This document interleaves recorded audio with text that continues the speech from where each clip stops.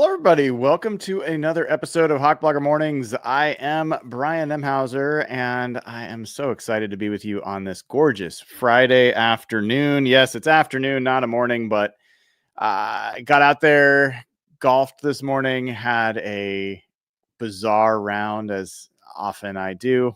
Shot a 49 on the front, which was the worst I've shot in a while, and then shot a 39 on the back. So go figure. I'll take it for now. Nice to at least finish with a little bit of dignity, and raced right in here to do this show because I've been looking forward to seeing all of you, talking to all of you. If you haven't already liked and subscribed to the channel, now's a great time to do it.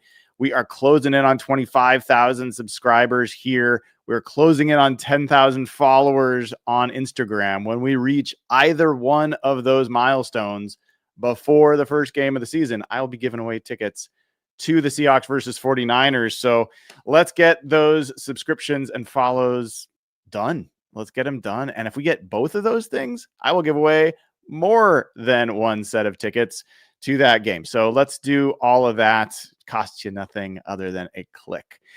So tomorrow, the Seahawks will be playing their final preseason game against the Green Bay Packers. It will be all backups, and not only backups, it'll probably be a lot of third-string players, a lot of whom will not be on the Seahawks roster. A lot of them will not be on NFL rosters. That's just the reality of the way preseason works when you get to this new, it's not really new anymore. It's been a few years where cut down day is all.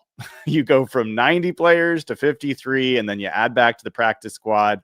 That happens next Tuesday. So this weekend is just going to be about evaluating the young guys, the guys on the edge of the roster. And I have a really fun show tomorrow morning, 10 a.m., to do that with a special guest who I will not yet name, but you're going to want to make sure you are here 10 a.m. Pacific time for Seahawks Saturday. I have made a change with Jeff Simmons just now. He and I are going to do a Sunday morning show after, obviously, the Seahawks have played Saturday. That'll give us a chance to talk about the game and about the upcoming cuts on Sunday. So that is what's coming up. And then next week, Wednesday evening, 6 p.m. Pacific time, is our annual Seahawks prediction show. We're going to have everybody from the channel on here. We're going to have Evan Hill, Jeff Simmons, Nathan Ernst, Dana O'Gorman, Derek Gebby, Braden. I'm sure I'm missing somebody. Anyway, we're having Josh Cashman. We're having everybody. So that'll be Wednesday night. And I think Thursday, depends on what the Seahawks schedule is going to be. I'm going to be doing like a full day season preview. My goal is to bring in a ton of guests to go over each team in the division with a fine-tooth comb, to go over the schedule. And maybe we'll get on some people from other that cover the teams on the schedule, Pittsburgh, Carolina, all those. I'm going to do the best I can to have pretty much a full day celebration preview coming up. So lots and lots of stuff coming your way today. Today, we're talking about something a little different. Today, we are talking about this topic that's kind of been on my mind recently, which is I've been trying to kind of identify why I feel so differently about the teams in the NFC West than so many other people. And there's a lot of factors, and I'm not going to go into all of them, but one of them is, I think if you look at the players on each roster that are ascending, and I'll go into at least what I mean by that in a second, but if you go into which rosters have the most ascending players, I think you get a different view. And I tend to be someone who focuses a lot on players who are in the process of getting better versus players who are already very good. Now, both of those things matter a lot.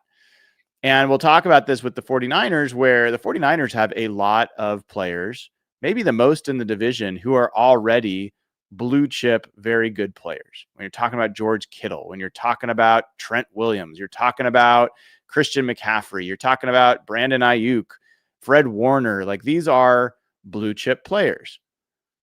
They're also not getting better. Like they might have slightly better seasons or worse seasons, but they're not really getting better. So you kind of know what they're capable of.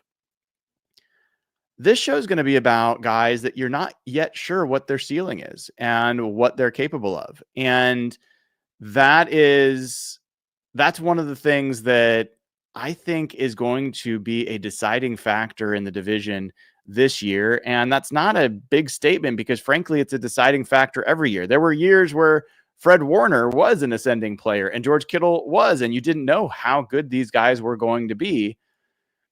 Similarly, back in the Legion of Boom era, when Richard Sherman and Doug Baldwin and all those guys were coming up, you were learning about just how good they were. And so I want to identify players across each of the rosters that kind of fit into these categories. And I've broken it down a little further than just ascending or not.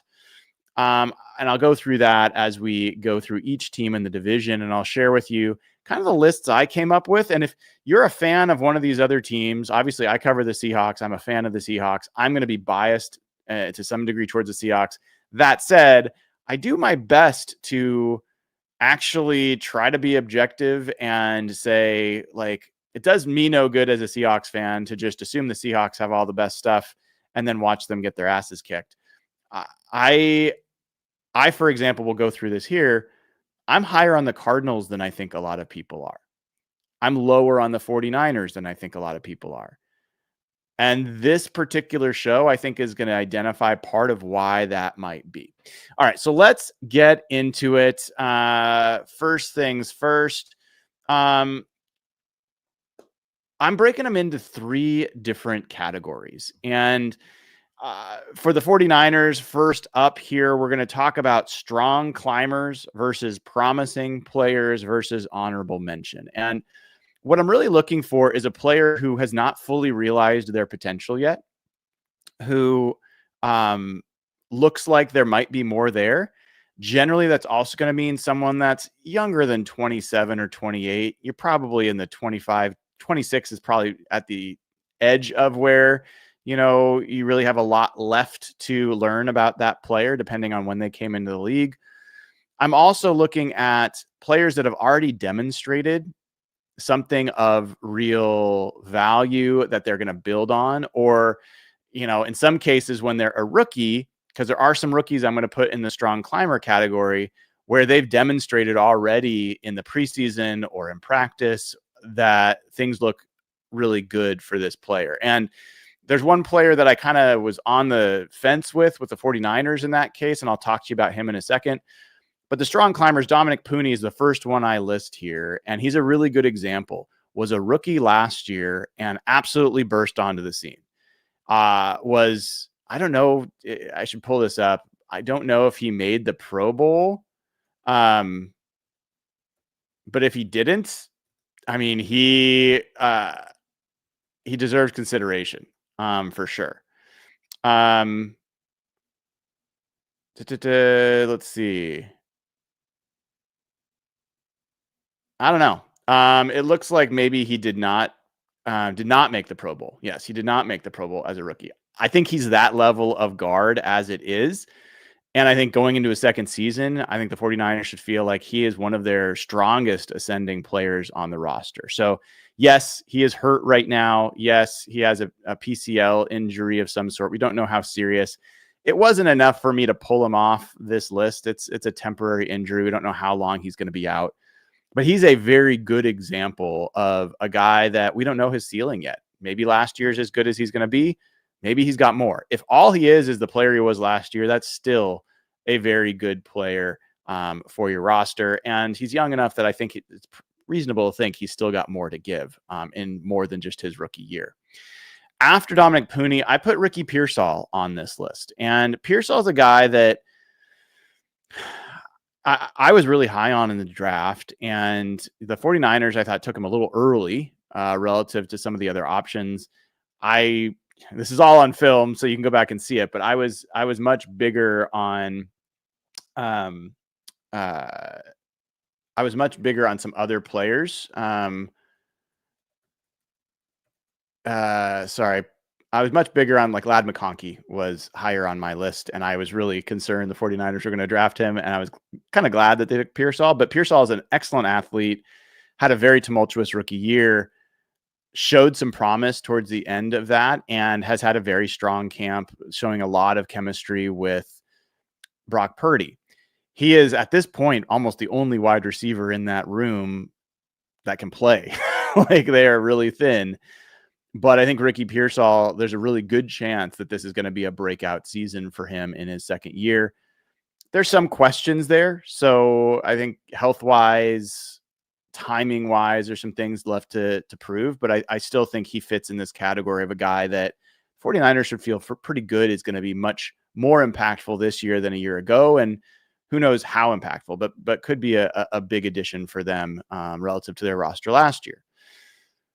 I have Deommodore Lenoir on this list. Now, Deommodore Lenoir is a guy that I think has reached his ceiling, and his ceiling is very good. Like, he is a Pro Bowl level corner, and he's still only 25 though. So I think he belongs on the strong climber list. And I think that there might be, like, he might have another step he can take, but he's still, I would consider, an ascending player at this point.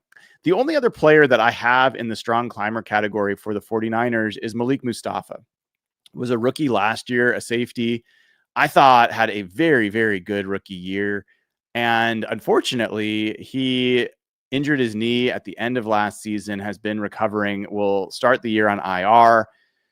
Maybe when he comes back, he doesn't look like that player anymore. But based on what I saw last year and what I saw in college, I think this guy belongs on the strong climber list. So these are the four for the 49ers. It's not a huge list. And we'll see some of the other lists that I've got for them, and maybe you guys will argue other people belong on it. So let me go to the next category here, which is I've listed it as promising. And CJ West is a third-round pick for the 49ers this year, defensive tackle who has had a really promising preseason in practice. In the games, not as much. And so that's why I went back and forth on whether he belonged on the strong climber list or not. I wouldn't argue if someone's like, oh my God, he definitely belongs there. I haven't seen enough myself to make that case. I think he's very close. So if you want to throw him over on strong climbers, I'm not going to argue that much, but I have him at the top of the promising list for the 49ers. The next guy is, I think, a lot of fans outside of San Francisco don't know much about, but Renardo Green is a cornerback, was a rookie last year for them, excels in man coverage, and had some injury stuff that he's been dealing with this preseason. But he's a guy that it wouldn't shock me if he takes a huge step this year and becomes a much better corner for them, and maybe like a good Charvarius Ward replacement who they've lost. So he's another one and could give them two really strong corners if he develops. He's got a long way to go. It was not very clear that he was going to become a great cornerback last year, but I saw enough out of him that I think he belongs on the list of promising ascending players. Upton Stout gives them a potential for 3 ascending corners. Upton Stout, a rookie that they drafted this year. I was very high on him, and he is making that look prescient because he's had a very strong preseason. He's dealt with some injury of late, but has been really, by all accounts, playing really well for the 49ers. He, like CJ West, like, the fact of the matter is there's still been some battles here and there about whether he's going to be their top nickel corner. Trey Brown recently, unfortunately for him, was put on the IR, which I think puts Upton Stout in a good place there. There's probably an argument that Upton Stout belongs on the strong climber list. I haven't seen enough yet in games to justify that, but I do think that he's going to be somebody who's an ascending player for them. The only other guy I've got in the promising list for the 49ers is Mykel Williams, their top pick, first-round pick this year. Very young, 20 years old, very strong. The thing with Mykel Williams that keeps him off the strong climber list is he was injured in college. He is already injured in the pros, hyperextended knee. He's also a very underdeveloped pass rusher, especially on the edge. I think he is more of a power rusher. I think he might even be more effective on the inside early in his career, but he's a strong run defender. And so I think he's promising. It might turn out that he is a strong climber, and he might switch into those. I would say each one of these four have the potential to move into the strong climber category this season, depending on how they perform once the games start counting. Honorable mention is a list of guys that could fit this category, could end up being on this list, but there's some variables at stake. And Brock Purdy might be a surprise to you being listed in ascending players. Brock Purdy's still young, and Brock Purdy's still early in his career. I think we've seen his ceiling, but at the same time, they're going to depend more on him than they have in the past. He might demonstrate more development than myself or others believe is there to be had. And so he might, if he reaches another level of quarterback play where he's able to carry the team when he really hasn't been able to do that in the past, he would be an ascending player at a very important position. So I think he deserves to be mentioned, but I couldn't quite make the strong case that there's a lot more ceiling left for him to realize, because he's already been, at times like an MVP caliber offensive player. D. Winters is a linebacker for the 49ers who I think has had a strong camp. I don't know how high his ceiling is. I think part of the reason D. Winters is in the position he's in is just because Dre Greenlaw is no longer there. I don't think D. Winters was so good that the 49ers were like, oh, we don't need Dre Greenlaw. I think if the 49ers could have had Dre Greenlaw back, they would have very much preferred to have Dre Greenlaw back. I don't know if D. Winters' ceiling is even 50% of what Dre Greenlaw was for them as a linebacker, or even Azeez Al-Shaair. But they have developed a lot of good linebackers, and we'll see if D. Winters is the next one of those. Marcus Siegel is a projection. This is a guy I've seen flashes from. He, from an athleticism standpoint, has been really appealing. He's a guy I looked at in the draft. He's a safety. I think there's a chance he ends up being a starter for this team. There's some people thinking that the 49ers may trade Jair Brown, who at one point would have been on this list, but is looking like he is a descending player or plateauing player more than an ascending player. I think Marcus Siegel is a really interesting safety prospect. There hasn't been nearly enough to be able to really justify putting him above this, at least from my perspective, but he's in the conversation. Connor Colby is a rookie guard prospect who had really good zone run blocking grades in college that put him on my radar, Rob Staten's radar, and a couple others. 49ers grabbed him very late, and he's had a really good camp, been a better pass protector than a run blocker so far. But he's a guy that there's been some buzz that he might be someone that can step in for them depending on how their offensive line develops. So, he's a backup at this point, so it's hard to really call him an ascending player. But he is a guy that has the potential to step forward for them. After him, I've got Isaac Guerendo, the running back, his second year, super athletic running back. I don't know how much he's going to be able to affect the team this year. It's part of why I've got him a little bit further down this list. I think he is a fine running back. I'm not sure he's more than that.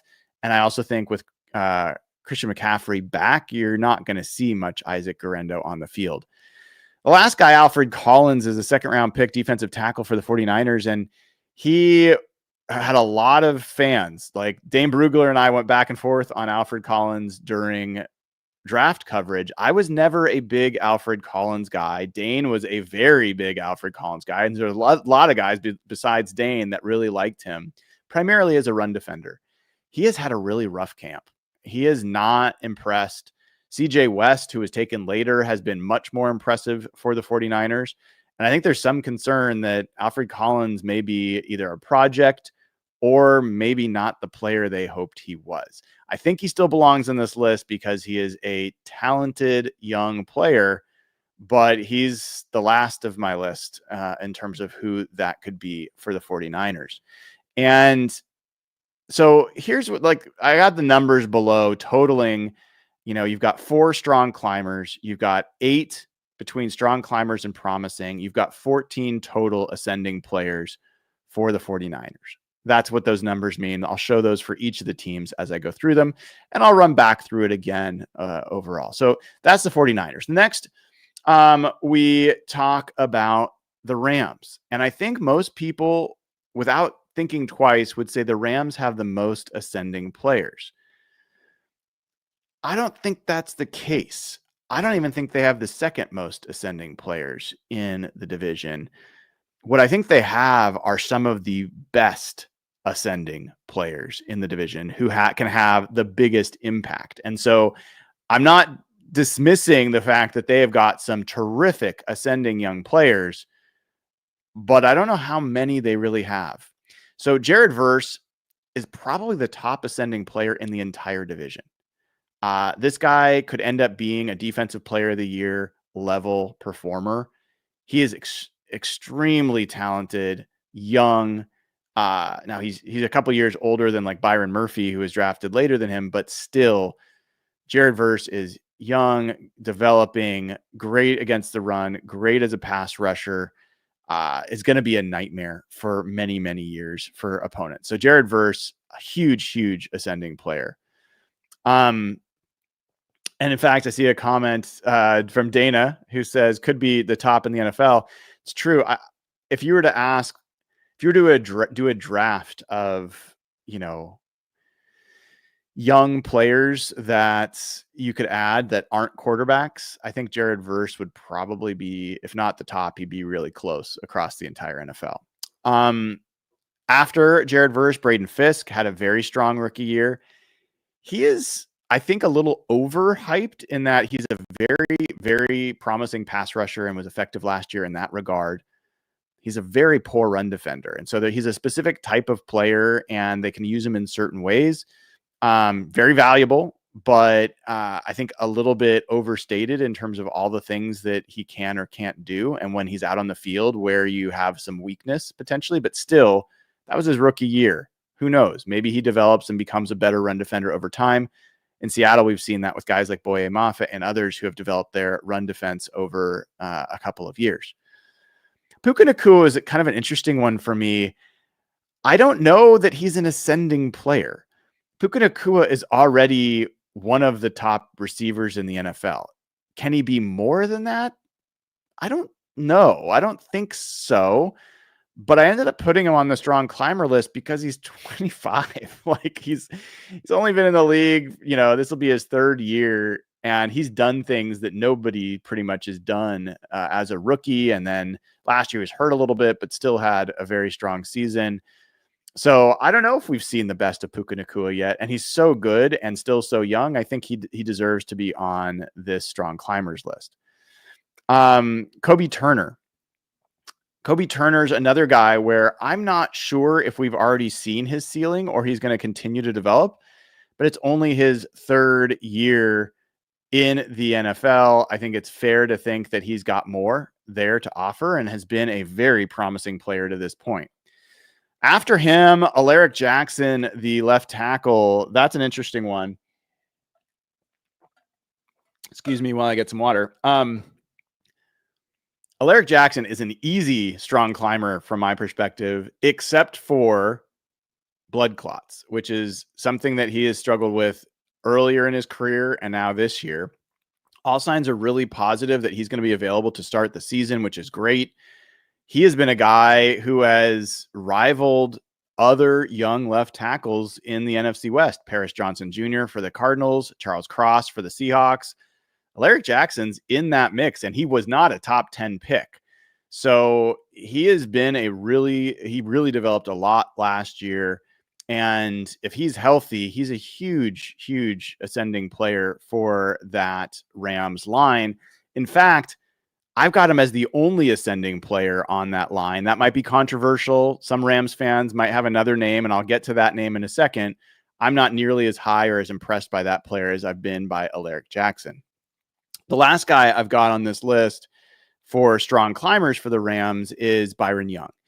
Another edge player, really promising, has been really good. I don't know if he's got more, but I think he does.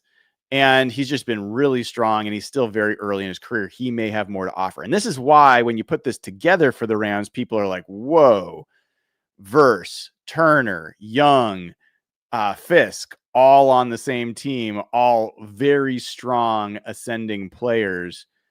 that's what I think a lot of people focus on that, and they kind of ignore a lot of the other parts of the roster that don't necessarily have as strong of ascending players. But we'll get to that in a second. As we get into the promising group, I've got Cam Kitchens, who will be entering his second year, the safety. I think some people might put him in the strong climber list. I thought he finished the season last year really well, but the safety play was uneven for the Rams through last year. So I'm not yet ready to say he's belongs in that category of, yes, this is a very clear ascending player who's going to have a big impact this season for the Rams. I think he's close, but I have him just a hair below that level.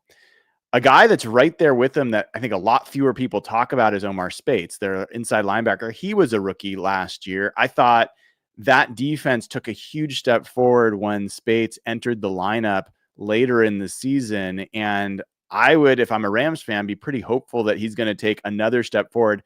As a Seahawks fan, he is roughly equivalent to Tyrese Knight, like a promising rookie year.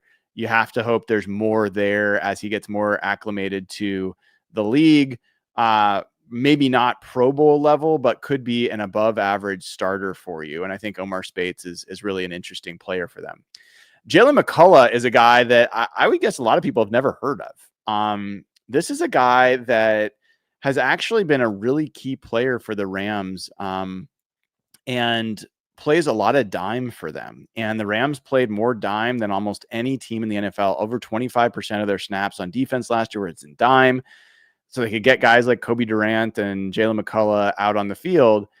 McCullough was a guy that I think really helped their defense step forward. Now, the reason I don't have him in the strong climber list is I'm not sure how much more there is for Jalen McCullough. And I'm not sure how much more of a role there is to play.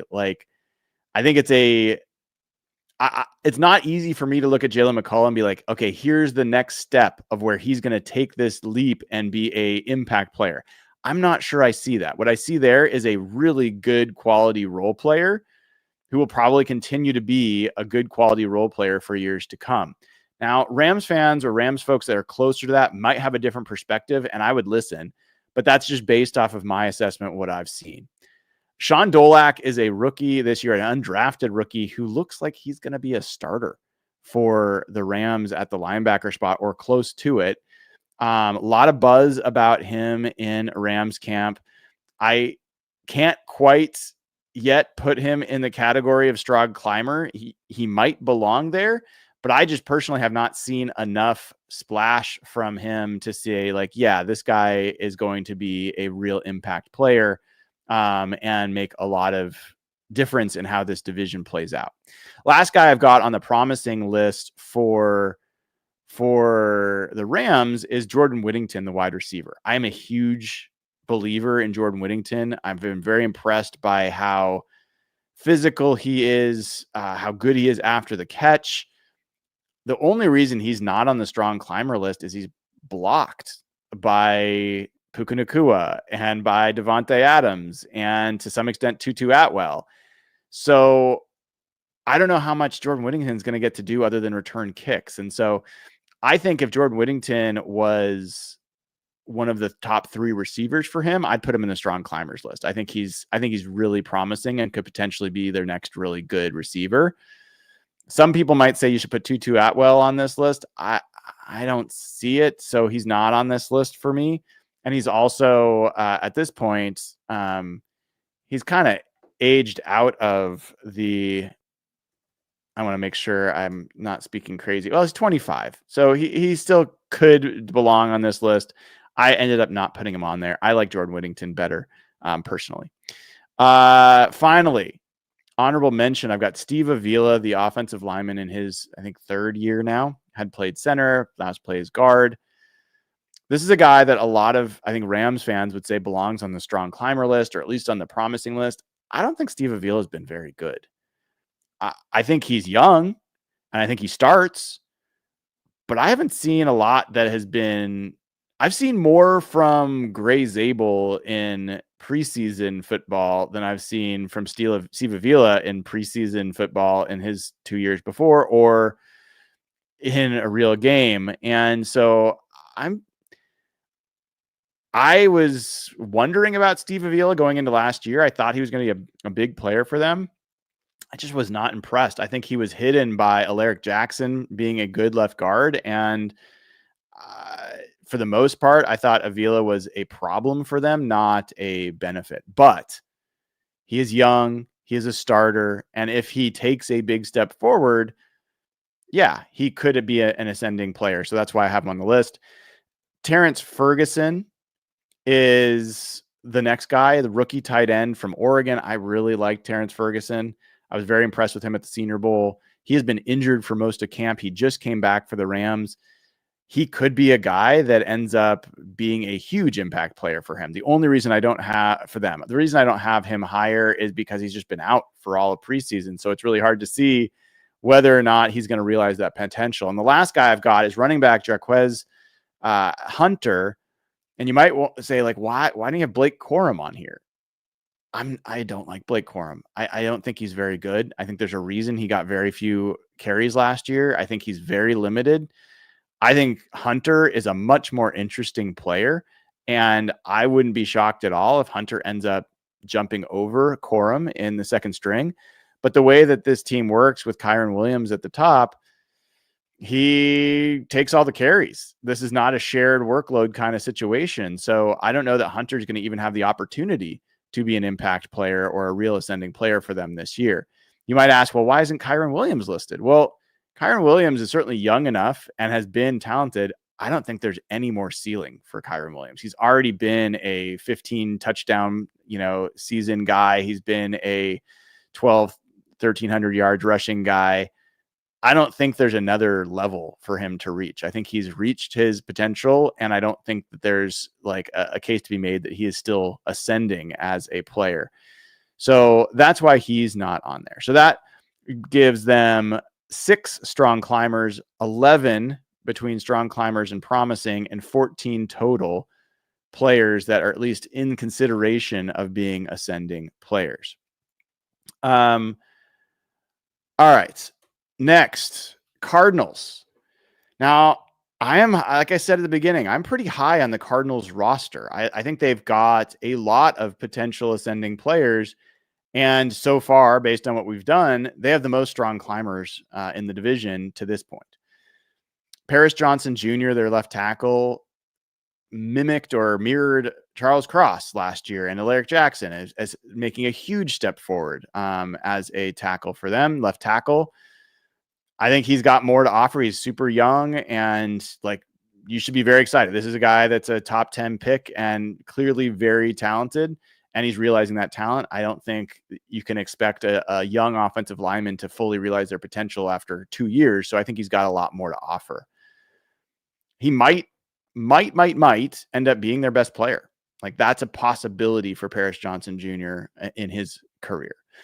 Marvin Harrison Jr. similarly had an okay rookie year, maybe even a good rookie year if it was just an average, like if he was drafted in the 20s of the first round, but he was drafted top 5 and expected to be a generational talent at receiver. He wasn't close to that. He and Kyler Murray didn't really hook up and have great chemistry. There's no doubt still, this guy has so much talent. You've got to put him on the list of strong climbers. And there's a chance, if I was to rank, and maybe I'll do this at the end, we'll kind of go through it. Marvin Harrison has the potential to make the biggest leap of any player in the division. That's in the conversation for him. He could have a Puka Nacua-like second year, Puka Nacua's rookie year could be Marvin Harrison Jr.'s second. I don't think that's crazy. And that would be a huge, huge change for the Cardinals, who really just didn't have a great receiving core last year. Marvin Harrison Jr., we just talked about him. Garrett Williams, the cornerback, one of the hidden jewels in the NFL and the NFC West for sure. This guy has been a great nickel corner for the Cardinals. One of the top 3 nickel corners in the entire NFL last year. their only good cornerback really last year, although Starling Thomas would have been on this list somewhere, but he's out for the year with an injury. I think Garrett Williams, he's going to be getting some time outside, not just as a nickel corner. This could be a Pro Bowl level player for them. A lot left to prove, but he's a really interesting guy. I certainly liked him coming out of Syracuse, and the Cardinals got a good steal because he was injured coming into the draft, and so he fell, and they took advantage. Trey McBride's an interesting one. The tight end, obviously one of the best tight ends already in the NFL. You could make the case he doesn't have much more to do other than the 100 receptions he's already getting, but he also had like 1 or 2 touchdowns last year. I think that there's more there for Trey McBride. I think there's still more to develop as a blocker. I think that he can be, there were times that he was such a productive player, but he wasn't a dominant player. He wasn't a guy that took over games the way George Kittle has, the way Travis Kelce has. And I think that he might have that in his game. I think his play certainly indicates that he might have additional things to offer there. It's also possible that he is just going to be a very, very good top 5 tight end. So I have him on the strong climber list because he's done so much in his first couple of years. Don't know how much more there is, but I think there's at least a little bit more potential to get from Trey McBride. Now, Tip Ryman's a guy that you might be surprised to see here, another tight end for the Cardinals. This is a guy I was super high on last year coming out of the draft as a blocking tight end. Not a lot more than that, but I think primarily as a blocking tight end. He had an okay rookie year, not great. He has been really showing up in camp for the Cardinals. There's a contest they're having with the offensive lineman and Tip Ryman for who can have the most pancake blocks. And so far, Tip Ryman is winning that contest. This is a guy who could just be a key part of the running game for that team. And this is a running focused team. So I think his development as a blocker and continuing his development there, I think could be a big story for the Cardinals and a guy that most people are not talking about when they talk about the Cardinals. Walter Nolan Jr. is a guy, number 6 on the strong climber list, who was a first round pick, has been injured all of preseason. So this is a projection. I saw Walter Nolan in college. I saw him at the Senior Bowl. I have talked with enough scouts and analysts. I think I've talked to enough players. When I talked to Jared Wilson, who was drafted by the Patriots, who was the toughest guy you had to block in college, Walter Nolan. And so there's enough smoke around Walter Nolan that I think there's probably a fire there. And I think that he's going to be a guy, once he gets on the field, deserves to be on this list. He's the only guy that I kind of have, quote, sight unseen as a strong climber across the division. I think he belongs there. I have a strong instinct about who he's going to be. And so I've got him there, and I think he has the potential to be somebody who hugely changes the fortunes of that team if he hits as a rookie. Will Johnson, the cornerbacks, another guy I've got on this list. I'll admit he's had some rough games in preseason. He has been really good in training camp for the Cardinals by all accounts. Some of the issues he had in preseason, I think, have been communication issues and not necessarily, he can't cover somebody. I think Will Johnson's going to be a good player and it's going to help them. And there's a chance that he could be a very good player. So I think he belongs on that strong climber list, giving them 7, which is the most of anyone in the division to this point. The promising list I have for the Cardinals, Isaiah Adams, the guard. Now he's starting at guard right now. He's a young guard, had some good moments, also had some pretty bad moments. They signed Will Hernandez back. It's possible he will retake the starting role. And so I just don't know exactly where Isaiah Adams belongs on this list. And so, he could end up being a strong climber. But for me, I think he's more in the promising, because I just haven't seen enough clearly good play from him. And he might end up being pushed aside by Will Hernandez, depending on how that works out with the veteran.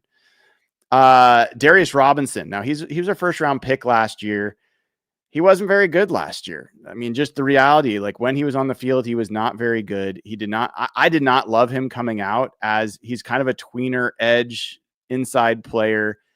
He's not super high twitch. He can be strong. He's a good athlete, but I don't exactly know what he's going to be for them. And I'm not sure they know. They've got him at edge right now, and he's in the category I've got to see it to believe it. So I don't have him as a strong instinctual, like this guy's going to be very good this year, but he's a first round pick. He's very talented. There's a chance he could end up being a really impactful player. And I was like, oh, well, what happened? Well, he was out most of last year, and he's had a lot of stuff going on, and maybe he's just, found himself. So it's there. It's possible. I think Cardinals fans are very excited about him.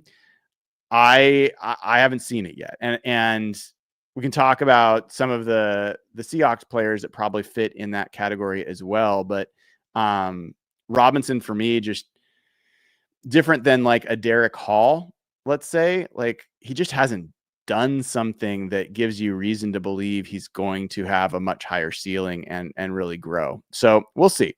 Zaven Collins is a guy who I kind of feel the opposite about. I think he was an early pick as well and didn't jump onto the scene, but I think has played pretty well and shown some real potential as an edge rusher. I think they've also been trying to figure out where to best take advantage of him. But I've been more impressed by what Collins has shown than Robinson. I have Robinson a little higher because there's more unknown about him. And so I think that's a chance. That's a chance to, surprise more and be a bigger, impactful ascending player. Trey Benson, for me, I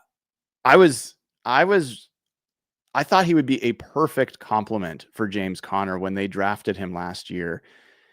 Shifty, not super explosive, but definitely more shifty than strong, and good in space. I thought as a receiver and as, kind of a guy that could be more of an outside zone versus a gap scheme guy, I thought he could be really an interesting change of pace for James Conner. He's had a good training camp and an okay preseason, not great. I think the Cardinals are excited about him. He got run last year, and I don't think was that impressive. So he's a guy that could end up jumping pretty high on this list, because James Conner is 30 plus years old. He has been able to take all the carries pretty much the last few years.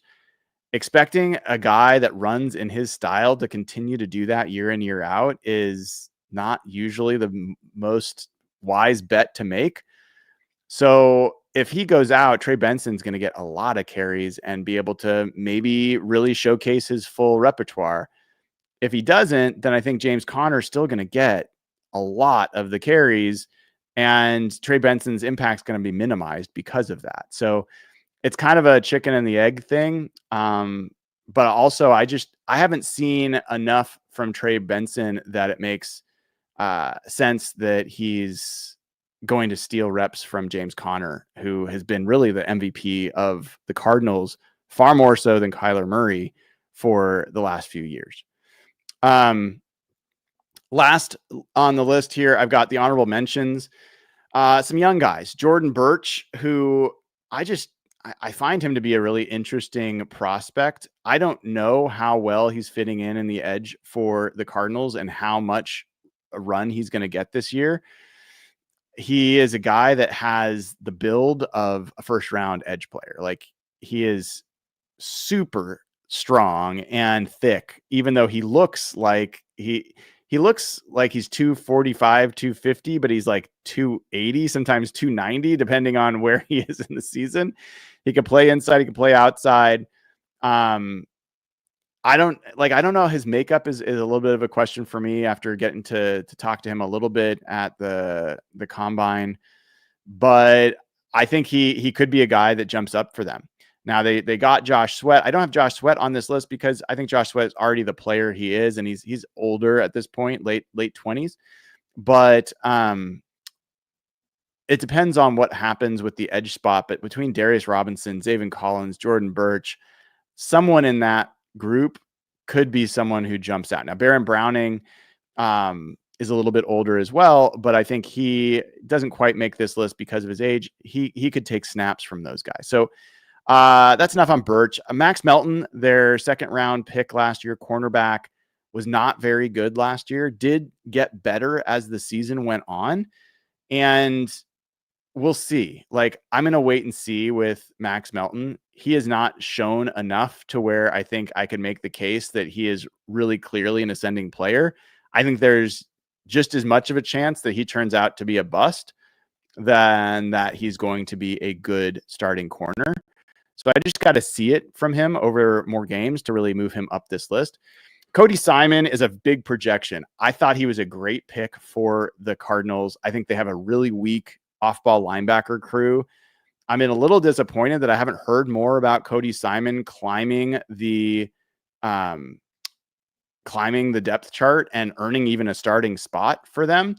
Mac Wilson, has locked that in. And I mean, Mac Wilson's fine, but I was really hoping from a just prospect perspective that Cody Simon would be someone who would show up. But so far, seems like he's second or third in the depth chart. So we'll see. We'll see what happens. This is basically me saying this guy from Ohio State, I think, could end up being a guy that starts. He could be like an Omar Spates or a Tyrese Knight for them, who comes in and becomes a starter during the year and becomes an ascending player. Denzel Burke, cornerback, also from Ohio State, also a guy that fits in that category. They've had a couple of big injuries at the cornerback position. Sean Murphy-Bunting and then Starling Thomas out for the year. Those are kind of their vet corners. They got a very young cornerback room.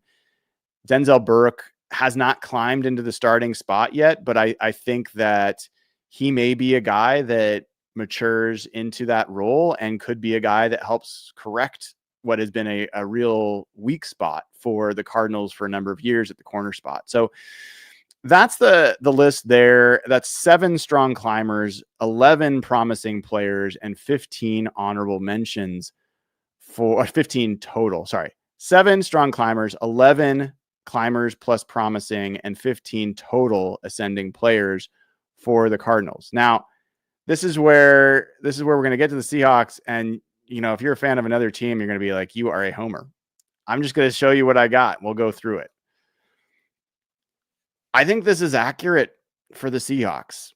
Abe Lucas is a guy who is going to be in the conversation for potentially the biggest leap of any player in the division in terms of absent last year for almost every game, and then could be a Pro Bowl level right tackle this season. Like, he looks like one of the best tackles in football. There's no doubt. This is, his going into his 4th season. He is very clearly an ascending player. Gray Zabel, first round pick this year. Everything I saw at the Senior Bowl, everything I saw at the Combine, everything I've learned about him has every practice I've watched, every preseason game he's played. He is very, very clearly an ascending player. He is Dominic Pooney, maybe better than Dominic Pooney. We'll see. We will see. But he is a guy that absolutely belongs on the strong climber list. Charles Cross, just like Alaric Jackson, just like Paris Johnson Jr., belongs on this list. He is really, really good. Last year made a big leap. The question I have with Charles Cross is how much more does he have? He put on 15 pounds of muscle this year. When I talked to him, he looked great. The combination of him and Gray Zabel, he has not been able to play next to a good guard through his career. I think that's going to make a big difference. And I think he has really been a fish to water in this wide zone scheme system with John Benton as the coach. Jackson Smith and Jigba. This is probably like one of the most slept on players in the NFL. Had a huge breakout year last year. absolutely dominated the Packers yesterday in joint practice. This is going to be a number one receiver right now for the Seahawks. Now, you'd say, like, is Marvin Harrison Jr. going to be a more impactful player this year or JSN? I think that's a worthy debate to have. And I think JSN has absolutely another level to reach. He's put on some muscle, and he's in a system where for the first time, he's going to be the top target. And I think, absolutely we're going to see not necessarily more numbers. Like, he's not necessarily going to have more yards or more touchdowns. I think he might have more touchdowns, but he's going to be a guy that teams have to figure out a way to take away. And I think he's going to be a guy that's very hard to take away.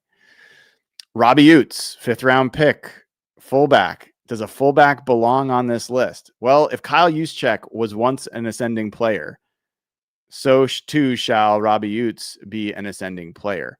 This is a guy who won the fullback role right away, has been one of the best graded and evaluated players in just a handful of snaps in each preseason game he's played.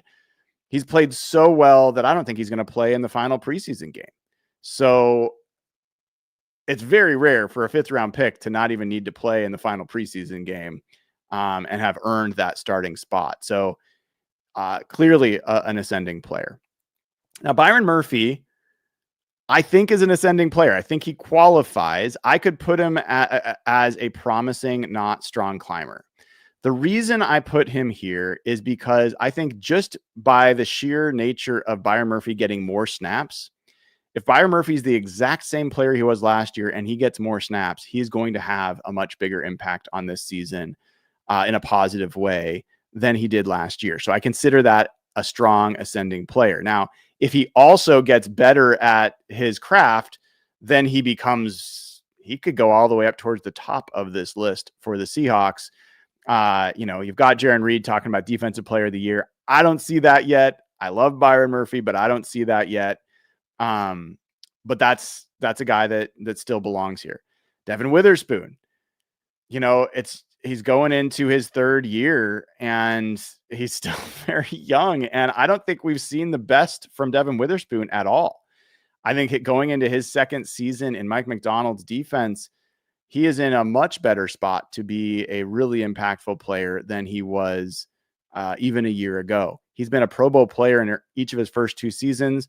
I think Devin Witherspoon's got all pro potential. And so he definitely belongs on this list. Kobe Bryant, who just last year became a starting safety, as a guy that has not had a full year as a starter. I think Kobe Bryant has the chance to be like Jalen Thompson for the Cardinals. Now, Jalen Thompson wasn't on their list because he's just an older player, and I don't think that he's got like a lot more to realize of his talent, but he's a very good safety. And I think Kobe Bryant profiles as a similar player to Jalen Thompson.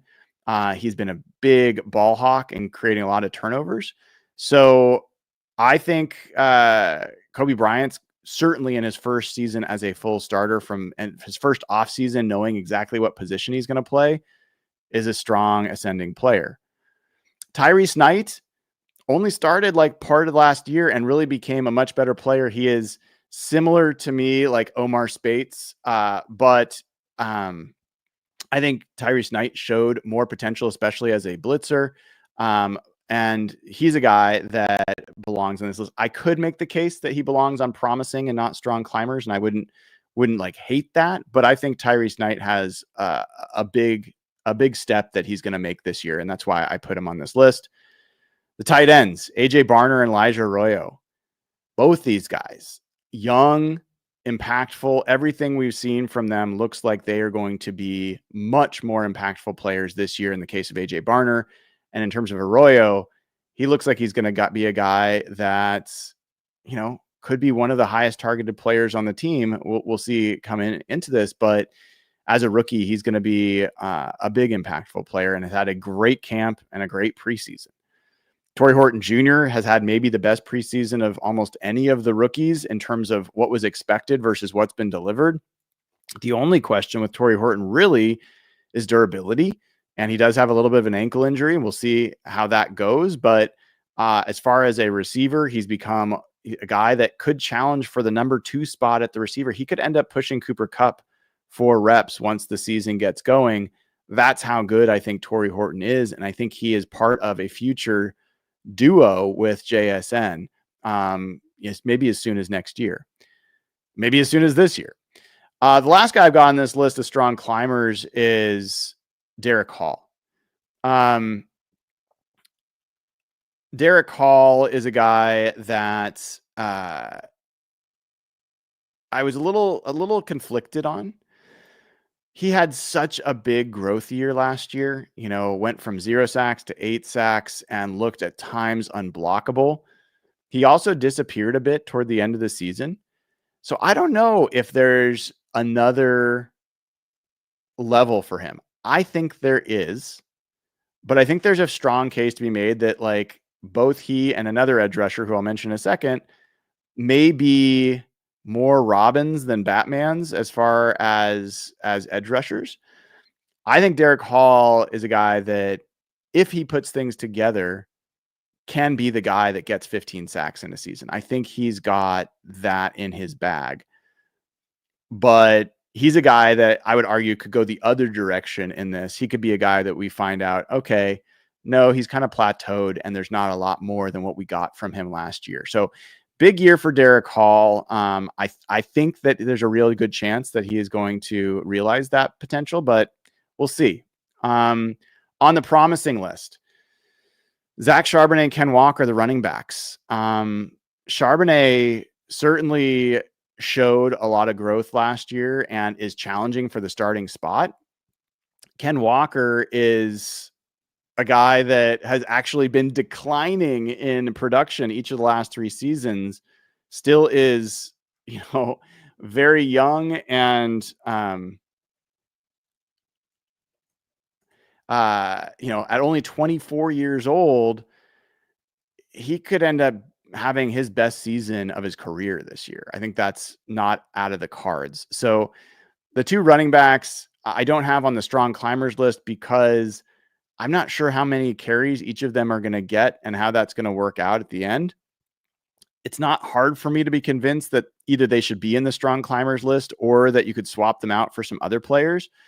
But, Ken Walker, his rookie year was a pretty damn impactful player. Zach Charbonnet, the reason I have him on top is because he just started to scratch the surface of what he's capable of. It wouldn't shock me at all if both these players push 1,000 yards rushing this year. I think that's possible. And certainly a problem the Seahawks would like to have. Boye Mafe, I've got on the promising list. I thought he plateaued last year. I don't think he was, people say he's took a step back. I don't think so. They say that because his sacks went down, but his pressure rate and his total pressures was the same as his second year. So he didn't take a step back. He just didn't grow. At least as a pass rusher. Where he did grow was as a run defender. He took a real step forward as a run defender last year. I don't know if he's got another level. That's what we're going to find out this season. That's part of why he comes up as potential trade candidate, because you don't know if you want to sign this guy to a very expensive deal after his rookie contract ends this year. Anthony Bradford. I mean, I can't believe I've got him on this list, but how could you not at this point? I mean, this guy was one of the worst guards in the NFL last year. He looks like he could be at least an above average guard in the NFL. There's a chance he could be one of the best run blocking guards in the NFL. Like that's possible. You could say he belongs on the strong climber list, but there's so much tape of Anthony Bradford struggling terribly that I just don't think you can confidently put him in the strong climber list until you've gotten to the regular season. You've seen him not get penalties. You've seen him not struggle in pass pro to the point where he's hurting his own team. That's why I've got him in the promising, but not the clear ascending player as a strong climber. Last guy I've got on the promising list is Jalen Sundell. Jalen Sundell is a guy that, I mean, I was really tempted to put on the strong climber list. I think this guy is super talented, has a very high ceiling, has won the starting center position, or so it seems. But the guy hasn't played a regular season snap. Well, that's not true. He did play regular season snaps last year, a few, but it's a big projection to see where that's going to go as a starting center in this offense this year. He could end up as a very, very strong ascending player. I just have to like temper some, and I can't have every player that's promising show up as a strong climber. And so I think we need to see a little bit more from Sundell. And I've seen he's not a perfect prospect. He's definitely had some areas of struggle. So we will see there. Last group on this list is the honorable mentions. You might wonder why Nicky Manwari's name hasn't shown up yet if you're a Seahawks fan. Anyone that knows me knows I was huge on Nicky Manwari coming out of the combine and was absolutely over the moon that the Seahawks drafted him. He has made plays in practice.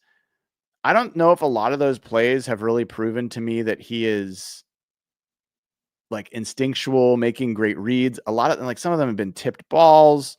Some of them have been poor throws.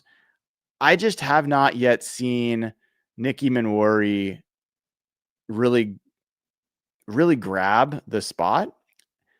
And so I will not be surprised if by the end of the year, people are like, man, that guy's no good. Like I can see that. I think he's going to struggle a little bit. I think that's a real possibility.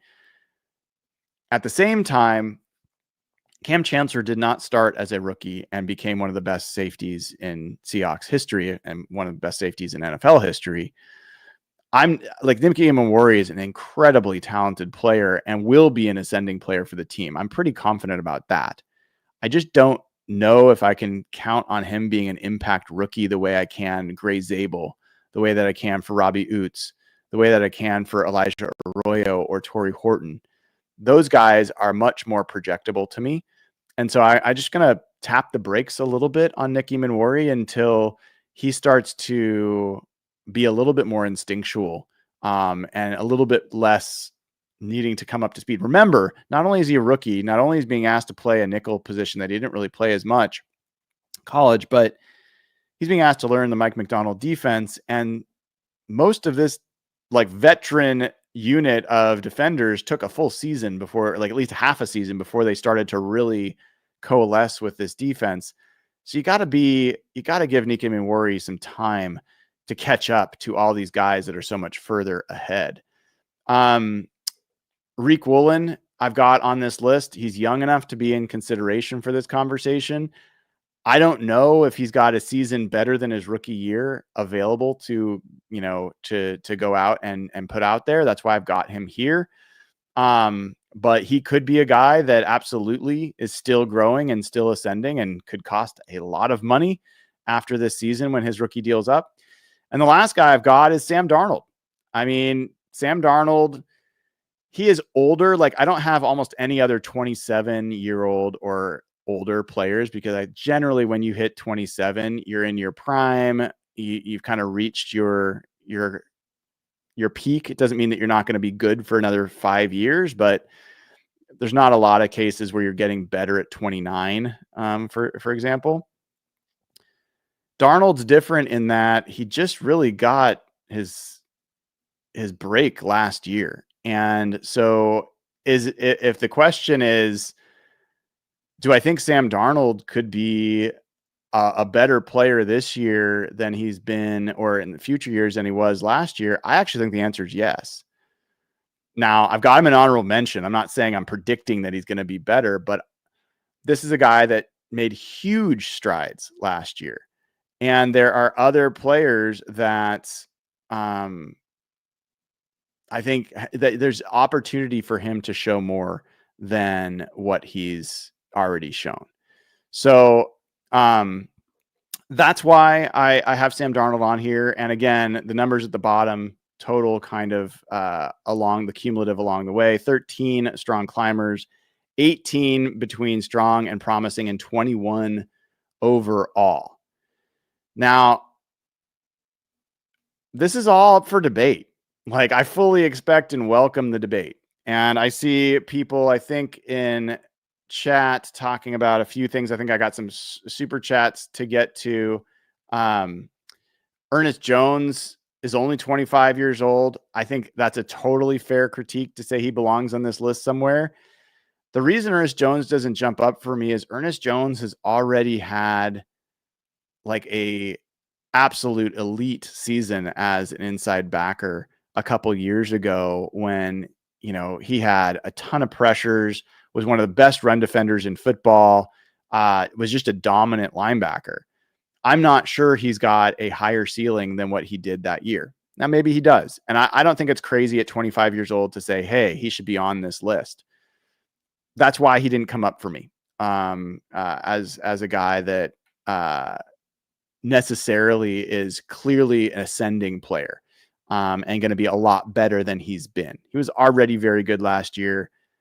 I think he's going to be better as a blitzer. I think he's going to be better overall.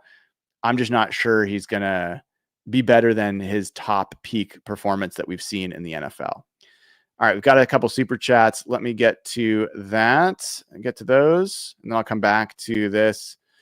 This is from Mauricio Jimenez, says, collab with Corbin Smith. Love both of you guys. Yeah, I've heard this before. I think it's great. I'm glad people really enjoy Corbin. Good guy. I've got a bunch of Seahawks folks that I collaborate with already, so I don't need more Seahawks collaboration, frankly.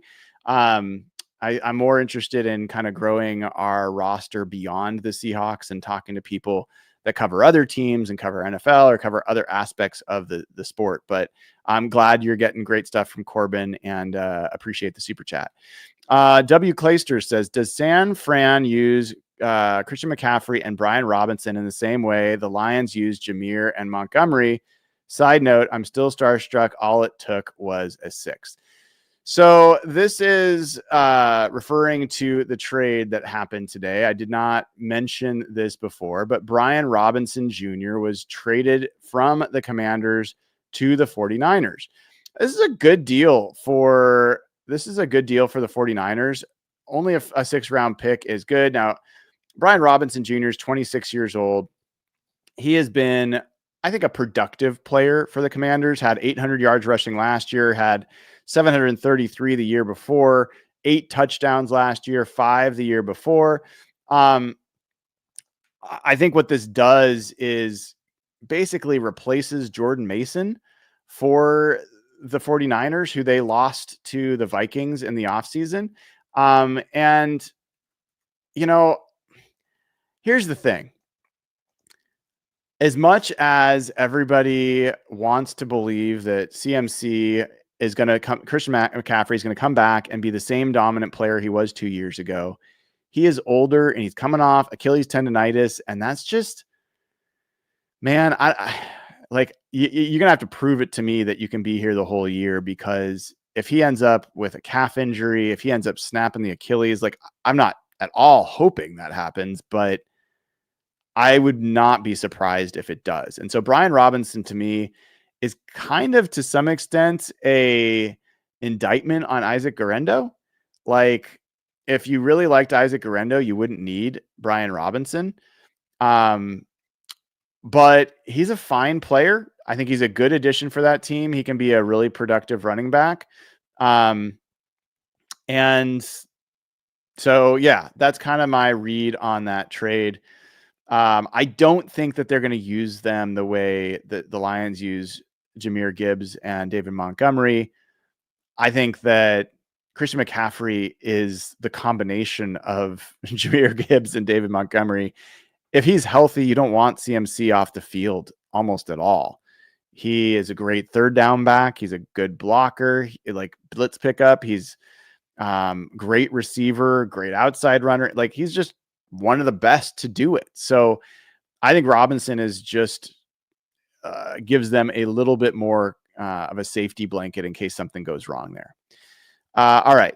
Seahawkman 2007, who's been a member for 5 months, which I appreciate, says, I can't wait for the season to start. Just got my Gray Zabel jersey. What game are you looking forward to most this year? Thanks for the super chat, man. First game.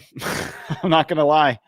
First game of the season. I'm very much looking forward to that game against the 49ers. I think it sounds silly to say. I think it's a make or break game for potentially for both teams, but especially for Seattle, home game against a team that just generally does not take the Seahawks seriously. And there's a chance for the Seahawks to really set the stage for a different season than what everybody outside of Seattle is expecting from this team. So yeah, that's a really, really big game.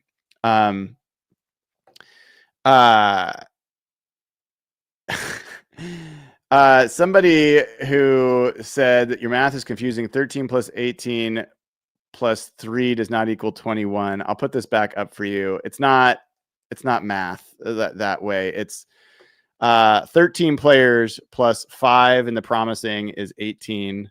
18 players plus 3 in honorable mention is 21. So 21 total players show up here. The same way that if I go backwards, Cardinals have 15 total players showing up here. The Rams have 14 total players showing up here. And the 49ers have 14 total players. But as we look at this, I think it's important to understand where, not just the number of total, but of how many really strong ascending players do you see? And for the 49ers, like, who are the really strong ascending players? I think Pooney, maybe. Pearsall, maybe. Probably. Lenore, I don't know if Lenore has another level to reach. So you look at maybe CJ West ends up being that, maybe Bernardo Green. There's a lot of question there. Like, there's not a lot of, I can't say confidently these guys are clearly ascending for the 49ers. When you get to the Rams, Jared Verse, clear as day, is an ascending player. Like, you don't define it any other way. Fisk, an ascending player. Nakua is a little questionable, like I said, because I don't know how much more he can do than he's already done. He might be at his elite plateau. He's already a blue chip level player. Kobe Turner, like, I think Kobe Turner is kind of equivalent to Dominic Pooney. Like, he's good and could be better. Like, I certainly like the strong climbers, the ascending players on the Rams more than I like the ascending players on the 49ers. For the Cardinals, and part of the reason I'm higher on the Cardinals than a lot of other people is I love their ascending players. Like, I think Paris Johnson Jr., Marvin Harrison Jr., Garrett Williams, Trey McBride, potentially Walter Nolan and Will Johnson, and Tip Ryman for different reasons. These guys could really help lift the Cardinals to a new level this year. And then if they get some bonus action, if Darius Robinson hits or Max Melton hits or Cody Simon hits or one of these other guys hits, then the Cardinals become a much more talented roster than what they've been. I don't feel like there's a similar case to be made for the 49ers. Like, Alfred Collins, if Alfred Collins and CJ West both had shown up and shown out, maybe. If Micah Williams had done the same, maybe. But that's not what's happened. CJ West is at a strong camp, has not been strong in the games. Probably will be good, but don't know. So we'll have to see. And then you get to the Seahawks, and yes, I am a Seahawks fan and a Seahawks reporter, so I have the most information and the most awareness here. But I don't think it's at all a stretch to say every single one of their offensive linemen could be a significant ascending player for them this year. Like, I think that's likely. And then you've got JSN, who absolutely has the potential to reach another level than what he reached last year. Byron Murphy, who, like, there's a reason that Sean McVay wanted Byron Murphy and was going to trade up and wanted him ahead of Jared Verse. It's a reason the Seahawks picked Byron Murphy. He's got a lot of talent. Devin Withers, but like, I could go through all these names. Like, I could pull Tyrese Knight off there. You could maybe pull one of the tight ends off of there if you want. You still have a really, really strong roster of guys that are going to be much better this year and potentially just very good overall than what they've been. That doesn't even get into Zach Charbonnet and Kenneth Walker or Boye Mafe, who could jump, or Anthony Bradford, or Jalen said, like Nicky Manwari, who I was, cautious about. Like everyone on this list could absolutely take a step forward. And part of the reason I've been so bullish on what I've seen in preseason is almost every one of these players looks like they're ready to be taking a step forward. And I can tell you that is not how it's going in the 49ers camp. And I can tell you for the Rams, like Sean Dolak is probably getting more buzz than Cam Kinchens is. Like Omar Spates is not getting that. I think Nate Landman's getting more buzz than Omar Spates, but we'll kind of see as that all comes to fruition. I think the Cardinals are quietly out there just doing their thing, and they've had really, really bad preseason games, which hasn't helped perception, but they could also surprise. So that's why I've got, I wanted to take some time to go through this. And again, this is all up on YouTube forever, and you guys can come back and look and say, my God, these were so silly and so way off. But that's kind of how I'm seeing things. And I'd rather put it out there and have the conversation than just keep it to myself. If you haven't already liked and subscribed, please take a second to do that. Go over to Instagram and click follow there. We're almost to 25,000 subscribers on YouTube and almost to 10,000 followers on Instagram. We get to either one of those, I will give you tickets to the 49ers Seahawks game. Not all of you, but some of you. We'll see how many just when it happens. Also, I know that you guys all are aware of JK Boots. We've done a lot of great work with them over the years. We've sold a ton of boots. Best boots I've ever owned. You're probably best boots you will ever own. Handmade in Spokane, Washington. Update. We have changed the way that you get your deal. If you want to get JK Boots, and I think somebody just bought JK Boots the other day. I was talking with them. You need to go to the URL, jkboots.com/hawkblogger. So you can't use the promo code anymore. You go to jkboots.com/hawkblogger. When you do that, it will bring up a pop-up for you and give you a personal promo code that you can use to get 10% off your order.